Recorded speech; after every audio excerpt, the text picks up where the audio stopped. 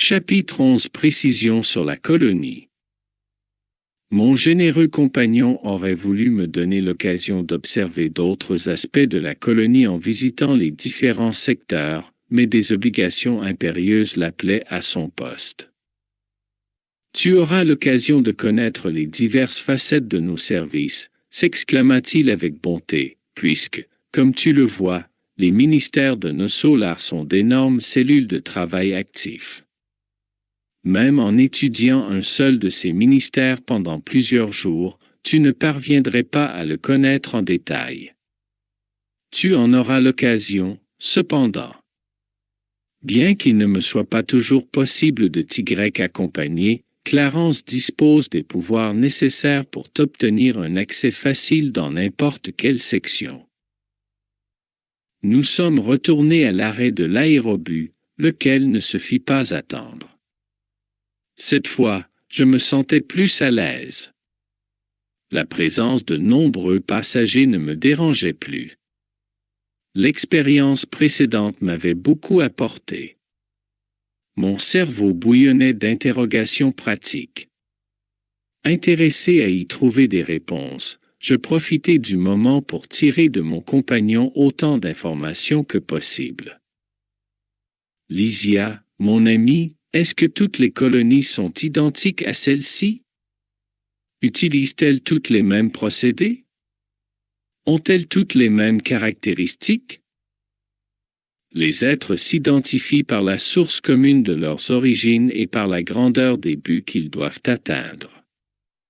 Mais il faut tenir compte du fait que chaque colonie, tout comme chaque entité, se situe à un niveau différent de la grande ascension.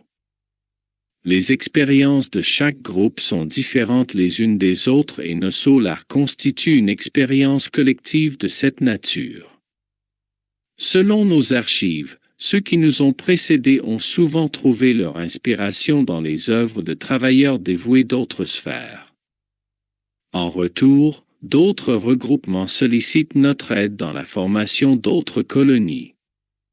Toutefois, chaque organisation a ses particularités. Est-ce que cette idée de former des ministères est partie d'ici? Oui. Les missionnaires qui ont créé nos solars ont visité les services d'Alvorada Nova, une des plus importantes colonies spirituelles qui nous entourent et y ont constaté une division en départements. Ils ont adopté cette façon de faire, mais ont remplacé le mot « département » par le mot « ministère », sauf pour les services de régénération qui n'ont obtenu le statut de ministère que pendant le mandat du gouverneur actuel. Ils ont choisi ce terme parce qu'ils trouvaient que l'organisation en ministère convenait mieux à la nature spirituelle de leur mission. Fantastique. Et ce n'est pas tout. Poursuivit l'infirmier. L'institution est extrêmement rigoureuse quant à l'ordre et à la hiérarchie. Ici, on ne concède aucun poste à titre de faveur. Au cours des 10 dernières années, seulement 4 entités ont réussi à entrer au ministère de l'Union divine pour occuper des responsabilités définies. En général, après un long stage de service et d'apprentissage, nous nous réincarnons tous pour nous perfectionner. Compte tenu de ma curiosité légitime à l'écoute de ces renseignements, Lysia continua ses explications. Quand les nouveaux arrivants des zones inférieures du seuil s'avèrent aptes à recevoir une coopération fraternelle, on les accueille au ministère de l'Assistance. Par contre, quand ils se montrent réfractaires à une telle aide, on les conduit au ministère de la Régénération. Avec le temps, lorsqu'ils y sont prêts, on les admet au ministère de l'Assistance, de la Communication et de l'Orientation pour qu'ils se préparent efficacement aux futures tâches qu'ils devront accomplir sur la planète. Quelques-uns seulement accomplissent une activité prolongée au ministère de l'Élévation et rarissime, tous les 10 ans, sont ceux qui parviennent dans l'intimité des travaux du ministère de l'Union divine. Et ne crois pas que ces fonctions ne sont qu'une vague manifestation d'activité idéaliste. Nous ne sommes plus dans la sphère du globe où l'incarné est poussé compulsivement au fantasme. Nous vivons dans un milieu de manifestations concrètes. Les tâches d'assistance sont laborieuses et complexes. Les devoirs au ministère de la Régénération constituent de lourdes fonctions. Les travaux de communication exigent une grande notion de la responsabilité individuelle. Les activités d'orientation nécessitent une grande capacité de travail et des valeurs intellectuelles profondes. Le ministère de l'Élévation demande renoncement et illumination et les activités de l'union divine requièrent une connaissance juste et une application sincère de l'amour universel.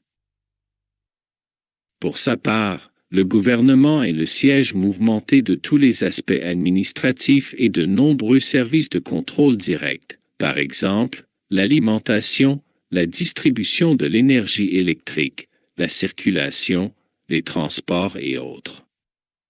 En réalité, ici, on observe rigoureusement, d'une part, la loi du repos, pour éviter que certains serviteurs soient surchargés par rapport à d'autres, mais on respecte tout aussi rigoureusement, d'autre part, la loi du travail.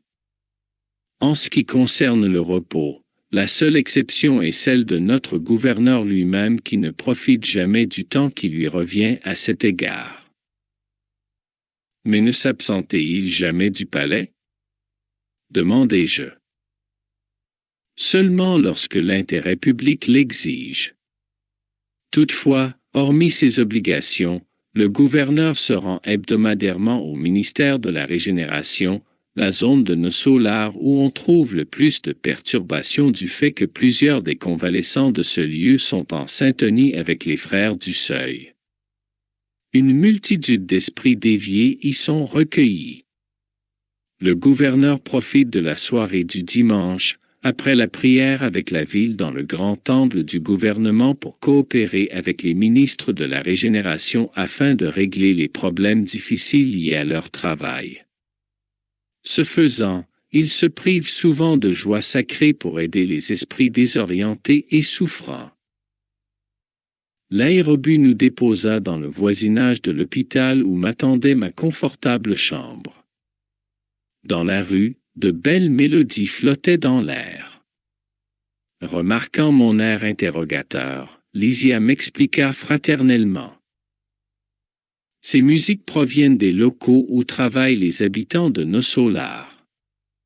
Après plusieurs observations, le gouvernement a constaté que la musique augmentait le rendement du service dans tous les secteurs de l'effort constructif. Depuis lors, ce stimuli de joie accompagne tous les travailleurs de nos solars. Nous arrivâmes entre-temps à l'entrée principale. Un infirmier attentionné s'avança et s'adressa à mon compagnon. « Frère Lysia, on nous appelle au pavillon de droite pour un service urgent. » Mon compagnon s'en alla calmement tandis que je regagnais ma chambre, la tête pleine d'interrogations.